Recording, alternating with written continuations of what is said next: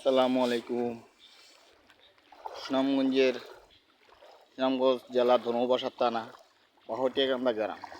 এই গ্রামের বন্যা কবলিত অনেক ঘর বাড়ি পানির তলে ডুবে আছে।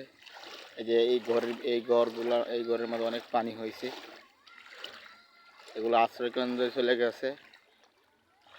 আমি যেখানে আটটাছি একটা রোড, এই রোডের মধ্যে প্রায় 3 ফুট পানি। এই পানিটা আপনার দুই দিনে হয়েছে, 2 দিনে 3 হাত পানি বাড়ছে।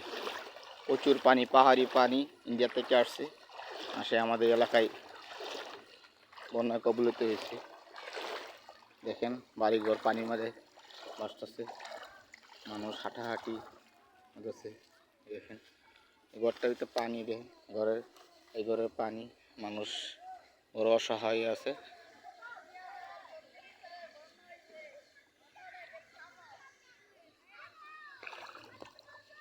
এই দেখেন, এই যে মানুষ শুধু চলে হাত রাখতে রোডের মধ্যে। দেখেন এই যে সে আমার নাতি হয়, সে আমার নাতি লাগে। দেখেন ওচে অনেক পানি, এই ঘরের ভিতরে পানি। এই ঘরের মানুষ ঘর বাড়ি ছেড়ে গরু বাছুর নিয়ে এরা টাউনে চলে গেছে, কোনো বাসা বাজারে উঠে গেছে।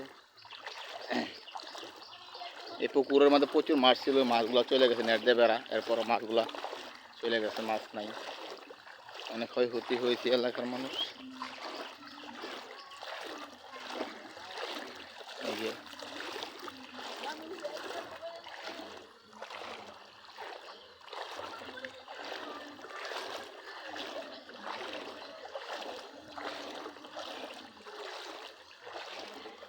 বন্যার মধ্যে একজন আমার বাতিজা লাগে, সে আসতেছে।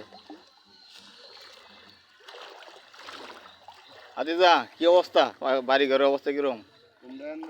মোটামুটি তোমাদের এই সাইডে পানি কি অবস্থা? পানি আছে বাড়ির সামনে, এতটুকু পানি হয়ে গেছে, তো মানুষ হোক অসুবিধার মতো, তাই না? অসুবিধা মানে আমরা পুরাই মনে হয় যে বলনায় বাইসা যেতেছি। হ্যাঁ, তাই তো দেখতেছি বাড়িঘর। হ্যাঁ, ধর্মবর্ষা এলাকায় অনেকগুলা জমি জমা আছে, এই যে বাড়িঘর চল হয়ে গেছে, অনেক বাড়ি আছে, অনেক চল হয়ে গেছে।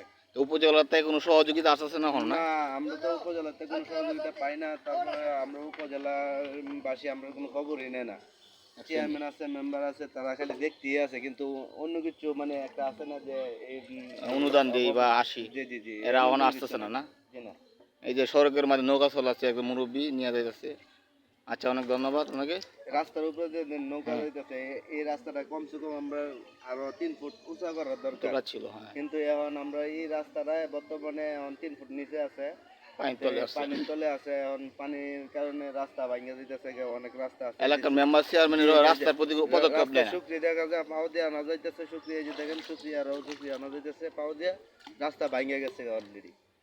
এই রাস্তাগুলো করবেন আমরা এলাকাবাসী যাতে বাঁচতে পারি, আর আমরা থেকে যারা আরো নিম্নস্থলে আছে তাদের জন্য দোয়া করবেন, আমি আশা করতেছি। ধন্যবাদ।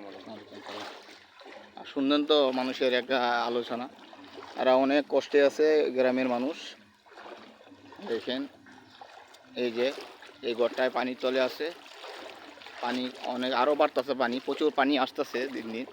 হ্যাঁ, আগামী 2022-এ এই ঘরটা, এই যে বিল্ডিং ঘরের ভিতরে আপনার প্রায় 2 ফুট পানি ছিল, বিল্ডিং ঘরের ভিতরে 2 ফুট পানি ছিল। দেখেন বাড়িঘর অবস্থা দেখেন, এই দেখেন এই যে পানি, বন্যা কি অবস্থা দেখেন।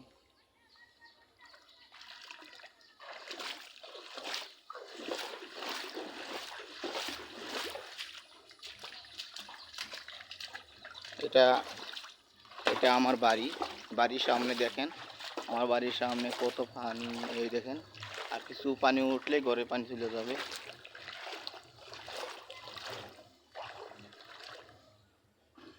হ্যাঁ ভাই, দেখেন আমিও পানির মধ্যে হাঁটতেছি, এই অবস্থার মধ্যে আছি।